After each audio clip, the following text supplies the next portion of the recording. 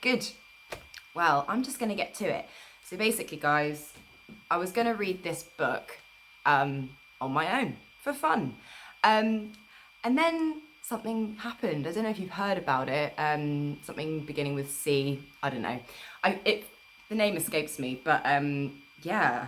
I thought, well, hey, the internet is here now. We're doing everything online. I'm going to share this with you, and I'm going to do it, like I said, chapter by chapter, so you can tune in for a chapter, and it's all standalone. You don't have to keep up with anything, which is great.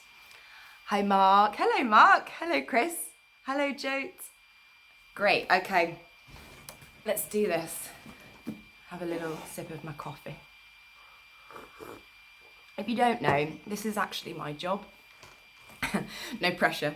But yeah, I read audiobooks amongst many other things. Yeah. This is my friend's book she gave me, and in the front it says this. And you know, what do we know? I don't know much. And I think at the moment, being comfortable and sitting in the unknowing is important. Okay, Bill Bryson, A Short History of Nearly Everything. Thanks, Mark. I'm not going to read the introduction now. Okay, chapter 1. Oh, and let me know if you can't hear me. Chapter 1, Lost in the Cosmos. 1. How to build a universe.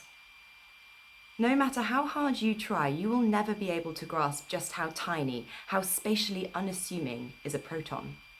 It is just way too small. A proton is an infinitesimal part of an atom, which is itself, of course, an insubstantial thing. Protons are so small that a little dib of ink, like the dot in this I, can hold something in the region of 500 trillion, I think, of them, or rather more than the number of seconds it takes to make 500,000 years. So protons are exceedingly microscopic, to say the very least. Now imagine if you can, and of course you can't, shrinking one of those protons down to a billionth of its normal size into a space so small that it would make a proton look enormous. Now pack into that tiny, tiny space about an ounce of matter. Excellent. You are ready to start a universe. I'm assuming, of course, that you wish to build an inflationary universe. If you prefer instead to build a more old-fashioned, standard, Big Bang universe, you'll need additional materials. In fact, you will need to gather up everything there is, every last mote and particle of matter between here and the edge of creation, and squeeze it into a spot so infinitesimally compact that it has no dimensions at all. It is known as a singularity. In either case, get ready for a really big bang. Naturally, you will wish to retire to a safe place to observe the spectacle. Unfortunately, there is nowhere to retire to because outside the singularity, there is nowhere. When the universe begins to expand, it won't be spreading out to fill a larger emptiness. The only space that exists is the space it creates as it goes. It is natural but wrong to visualize the singularity as a kind of pregnant dot hanging in a dark, boundless void. But there is no space, no darkness. The singularity has no around it. There is no space for it to occupy, no place for it to be. We can't even ask how long it has been there, whether it has just lately popped into being like a good idea, or whether it has been there forever, quietly awaiting the right moment. Time doesn't exist. There is no past for it to emerge from. And so, from nothing, our universe begins. In a single blinding pulse, a moment of glory much too swift and expansive for any form of words, the singularity assumes heavenly dimensions, space beyond conception. The first lively second, a second that many cosmologists will devote careers to shaving into ever finer wafers, produces gravity and the other forces that govern physics. In less than a minute, the universe is 1,000,000 billion miles across and growing fast. There is a lot of heat now, 10 billion degrees of it. enough to begin the nuclear reactions that create the lighter elements, principally hydrogen and helium, with a dash, about 1 atom in 100 million, of lithium. In 3 minutes, 98% of all the matter there is or will ever be has been produced. We have a universe. It is a place of the most wondrous and gratifying possibility, and beautiful too. And it was all done in about the time it takes to make a sandwich. When this moment happened is a matter of some debate.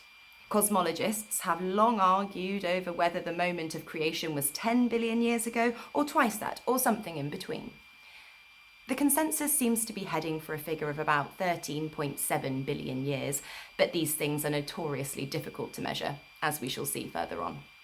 All that can really be said is that at some indeterminate point in the very distant past, for reasons unknown, there came the moment known to science as T equals 0. We were on our way. There is, of course, a great deal we don't know, and much of what we think we know we haven't known or thought we've known for long. Even the notion of the Big Bang is quite a recent one. The idea had been kicking around since the 1920s, when Georges Lemaitre, a Belgian priest scholar, first tentatively proposed it, but it didn't really become an active notion in cosmology until the mid-1960s, when 2 young radio astronomers made an extraordinary and inadvertent discovery. Pause while I drink my coffee. Cheers. Also, I did, on another video, have tea with hot chocolate, and that was great.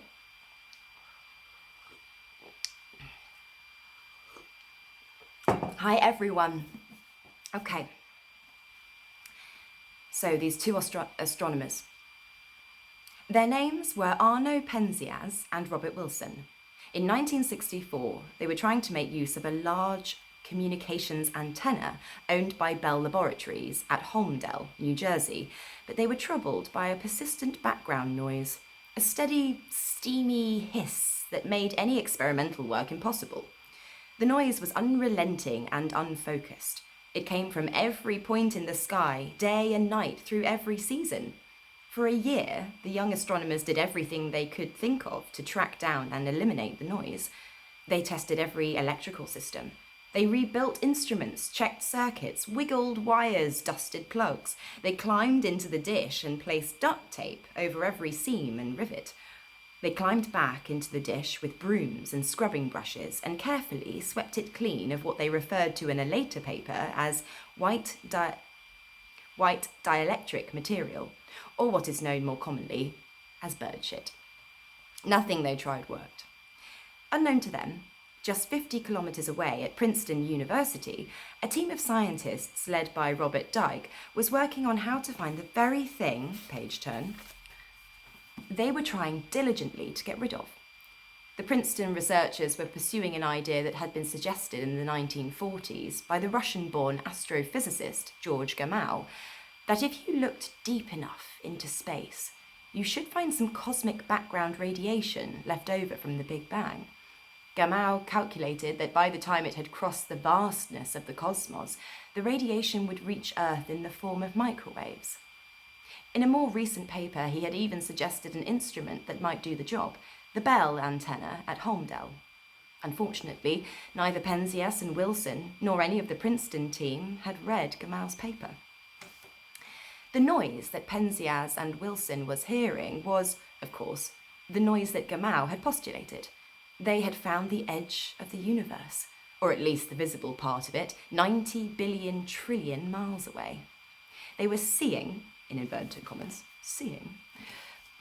the first photons, the most ancient light in the universe, though time and distance had converted them to microwaves, just as Gamow had predicted. In his book, The Inflationary Universe, Alan Guth provides an analogy that helps to put this finding in perspective. If you think of peering into the depths of the universe as like looking down from the 100th floor of the Empire State Building, with the 100th floor representing now, and street level representing the moment of the Big Bang. At the time of Wilson and Penzias' discovery, the most distant galaxies anyone had ever detected were on about the 60th floor, and the most distant things, quasars, were about on the 20th. Penzias and Wilson's finding pushed our acquaintance with the visible universe to within half an inch of the lobby floor. Still unaware of what caused the noise, Wilson and Penzias phoned Dyke at Princeton and described their problem to him in the hope that he might suggest a solution. Dyke realised at once what the two young men had found. "Well, boys, we've just been scooped," he told his colleagues as he hung up the phone.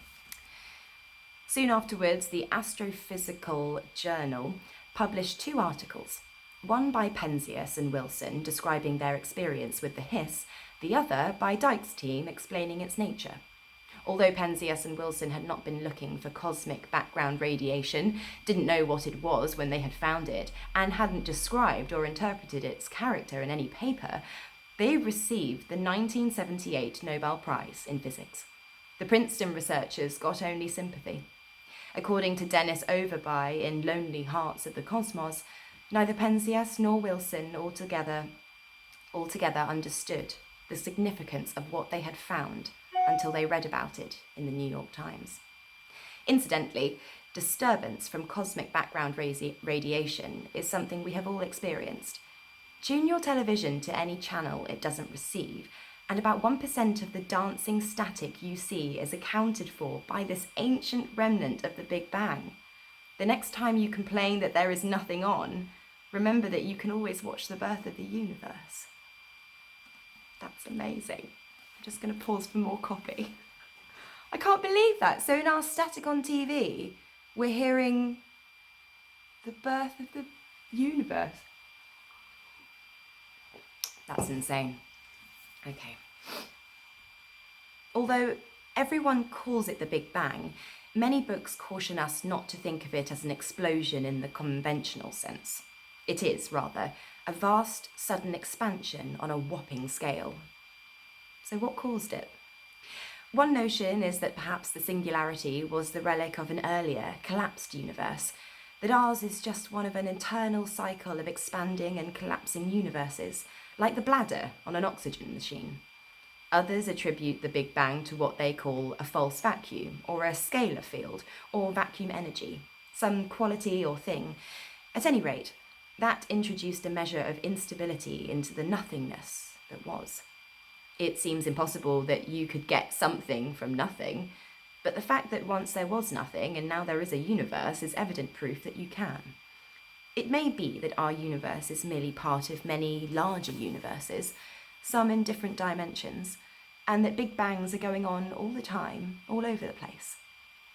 Or it may be that space and time had some other forms altogether before the Big Bang, forms too alien for us to imagine, and that the Big Bang represents some sort of transition phase, where the universe went from a form we can't understand to one we almost can. These are very close to religious questions. Dr. Andre Lind, a cosmologist at Stanford, told the New York Times in 2001. What happened? The Big Bang theory isn't about the bang itself, but about what happened after the bang. Not long after, mind you. By doing a lot of maths and watching carefully what goes on in particle accelerators, scientists believe they can look back to I don't know what that means, many seconds after the moment of creation, when the universe was still so small that you would have needed a microscope to find it. We mustn't swoon over every extraordinary number that comes before us, but it is perhaps worth latching on to one form time to time, just to be reminded of their ungraspable and amazing breadth. Oh, okay, it does say, you see, there, 10 to the minus 43 is a tiny number, not a big one. It's 0 point something, tiny. Or 1/10 million trillionths of a second. Yeah, that's completely unfathomable to me, but hey. Most of what we know, or believe we know, about the early moments of the universe is thanks to an idea called inflation theory, just propounded in 1979 by a junior particle physicist, then at Stanford, now at MIT, named Alan Guth. He was 32 years old and, by his own admission, had never done anything much before. He would probably never have had his great theory except that he happened to attend a lecture on the Big Bang given by none other than Robert Dicke. The lecture inspired Guth to take an interest in cosmology, and in particular in the birth of the universe. The eventual result was the inflation theory, which holds that a fraction of a moment after the dawn of creation, the universe underwent a sudden dramatic expansion. It inflated, in effect ran away with itself, doubling in size every 10 to the minus 34 seconds. The whole episode may have lasted no more than that tiny bit of a second. That's 1 million millionths of a second. But it changed the universe from something you could hold in your hand to something at least, that's also a very big number, times bigger.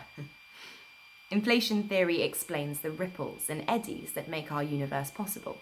Without it, there would be no clumps of matter and thus no stars, just drifting gas and everlasting darkness. According to Guth's theory, at 1/10,000,000th of a trillionth of a second, gravity emerged. After another ludicrously brief interval, it was joined by electromagnetism and the strong and weak nuclear forces, the stuff of physics. These were joined an instant later by shoals of elementary particles, the stuff of stuff. From nothing at all, suddenly there were swarms of photons, protons, electrons, neutrons, and much else, between 10 to the 79 and 10 to the 89 of each, a lot, according to the standard Big Bang theory. Such quantities are of course ungraspable. It is enough to know that in a single cracking instant we were endowed with a universe that was vast, at least 100 billion light years across, according to the theory. Page turn. But possibly any size up to infinite, and perfectly arrayed for the creation of stars, galaxies, and other complex systems. Cool. Who's with me? Cool. It's a lot. It's a great way to start a book. Okay. What is extraordinary from our point of view is how well it turned out for us. If the universe had formed just a tiny bit differently, if gravity were fractionally stronger or weaker, if the expansion had proceeded just a little more slowly or swiftly, there might never have been stable elements to make you and me and the ground we stand on. Had gravity been a trifle stronger, the universe itself might have collapsed like a badly erected tent without precisely the right values to give it the necessary dimensions and density and component parts. Had it been weaker, however, nothing would have coalesced. The universe would have remained forever a dull, scattered void.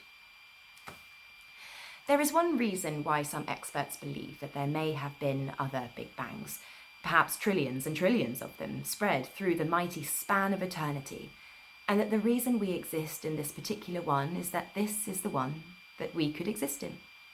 As Edward P. Tryon of Columbia University once put it, in order to the question of why it happened, I offer the modest proposal that our universe is simply one of those things which happen from time to time.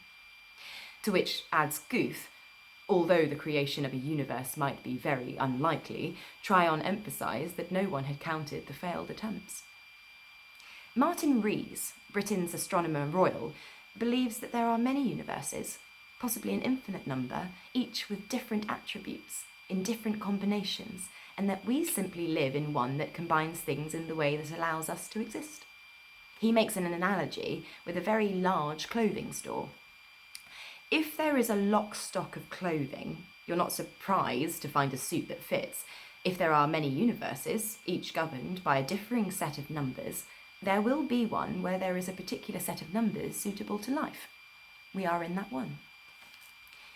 Rees maintains that 6 numbers in particular govern our universe, and that if any of these values were changed, even very slightly, things could not be as they are.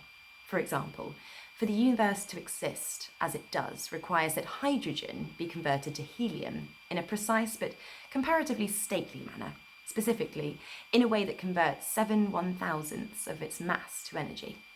Lower that value very slightly, from 0.07% to 0.06%, say, and no transformation could take place. the universe would consist of hydrogen and nothing else. Raise the value very slightly to 0.08%, and bonding would be so wildly prolific that the hydrogen would long since have been exhausted. In either case, with the slightest tweaking of the numbers, the universe as we know and need it would not be here. I should say that everything is just right so far. In the long term, gravity may turn out to be a little too strong. One day, it may halt the expansion of the universe and bring it collapsing in upon itself, until it crushes itself down into another singularity, possibly to start the whole process over again. On the other hand, it may be too weak, in which case the universe will keep racing away forever until everything is so far apart that there is no chance of material interactions, so that the universe becomes a place that is very roomy, but inert and dead. The third option is that gravity is perfectly pitched. Critical density is the cosmologist's term for it, and that it will hold the universe together at just the right dimensions to allow things to go on indefinitely. Cosmologists, in their lighter moments, sometimes call this the Goldilocks effect, that everything is just right. For the record, these three possible universes are known respectively as closed, open, and flat. Now, the question that has occurred to all of us at some point is, what would happen if you travelled out to the edge of the universe and, as it were, put your head through the curtains? Where would your head be if it were no longer in the universe? What would you find beyond? The answer, disappointingly, is that you can never get to the edge of the universe. That's not because it would take too long to get there, though of course it would, but because even if you travelled outward and outward in a straight line, indefinitely and pugnaciously, you would never arrive at an outer boundary. Instead, you would come back to where you began, at which point, presumably, you would rather lose heart in the exercise and give up. The reason for this is that the universe bends in a way we can't adequately imagine, in conformance with Einstein's theory of relativity, which we will get to in due course. For the moment, it is enough to know that we are not adrift in some large, ever-expanding bubble. Rather, space curves in a way that allows it to be boundless, but finite. Space cannot even properly be said to be expanding because, as the physicist and Nobel laureate Steven Weinberg notes, solar systems and galaxies are not expanding, and space itself is not expanding. Rather, the galaxies are rushing apart. It is all something of a challenge to intuition, or, as the biologist J.B.S. Haldane once famously observed, the universe is not only queerer than we suppose, it is queerer than we can suppose. Agreed. The analogy that is usually given for explaining the curvature of space is to try to imagine someone from a universe of flat surfaces who had never seen a sphere being brought to Earth. No matter how far he roamed across the planet's surface, he would never find an edge. He might eventually return to the spot where he had started and would of course be utterly confounded to explain how that had happened. Well, we are in the same position in space as our puzzled flatlander, only we are flummoxed by a higher dimension.